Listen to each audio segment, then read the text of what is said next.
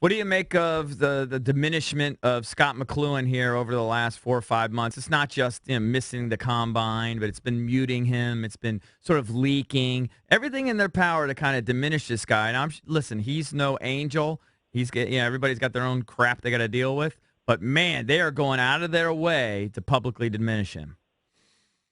I don't really understand it. I mean, if you don't think he's doing a good job, then you can fire him. Mm-hmm. If you no longer want him to be the public face of the team, I think that's kind of what they're saying is they don't want him to be the one answering the question. That maybe they feel like he hasn't answered the questions correctly. Mm-hmm. But then you read these reports where he's not really even making any decisions, not really doing anything. So I don't understand why they're going out of their way to diminish or letting these leaks come out. I mean, if they don't think he's doing a good job, I don't know why they don't just let him go.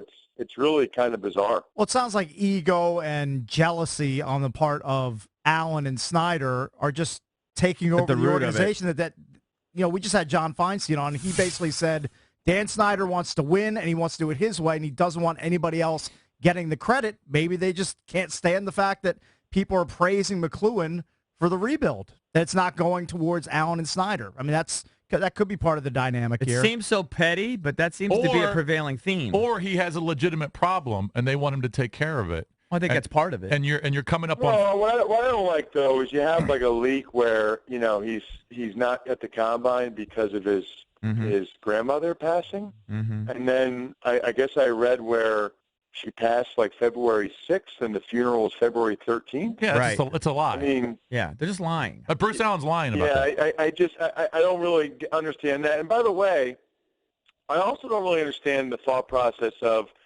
we don't like how much credit. I don't know if that's the case, but if that is the case, it's really flawed because they're the ones that hired McCloughan. Right. That's almost like saying we don't like how much credit Josh Norman's getting or Kirk Cousins is getting. You're the ones that hired him. I mean, it's the same thing with McCloughan. You hired him, so any praise and credit McCloughan gets, you get by extension for hiring him. Right. But think about if you're a free agent, right? And I understand that money talks with a lot of these guys, but would you want to deal with this mess?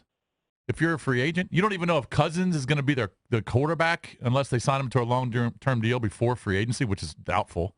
You have no idea if Gruden's going to be back. Would you even want to touch this city? Yeah, you know what? It's almost always just about the money. Really? I mean, all right. I could tell you, maybe for a guy like Chris Long or guys that have already made money and are already, trying to chase a championship or just want to go somewhere where it's all about football, but very rarely have I seen guys that actually – now, look, I mean, if there's 4 teams and they're all offering the exact same amount of money, but that almost never happens. There's always one that ends up offering more than the others. Plus, I mean, they're good. They made the playoffs 2 years ago. They should have made it last year. I mean, look how many guys this offseason will sign with terrible teams that have a lot of cap space. I mean, you'll see it, Cleveland, San Francisco. I mean, if guys are willing to sign up for teams that they know are going to stink, and I would too, by the way. I mean, winning's nice, but I grew up an Eagles fan, right? And I played for the Redskins, Cowboys, Bills, Patriots. I mean, at the end of the day, winning is nice, but you're really your team is really your family, and the damage you're doing to your body, and you're just trying to get as much guaranteed money, as much compensation as you possibly get. Maybe some of these guys that are in their 30s, being a part of a winning team or a certain culture is a little bit more of a priority, but not really. Okay. All right. I know we've asked you several times, but now here we are. They've tagged him, an exclusive tag. By the way, what does that mean to you, if anything? We hear reports that they've already had discussions that the first offer was $20 million. They're saying it has to at least start at 24. To me, that doesn't sound like a big difference. But if you got egos in place, who knows how that can end up? How do you see this sort of playing out?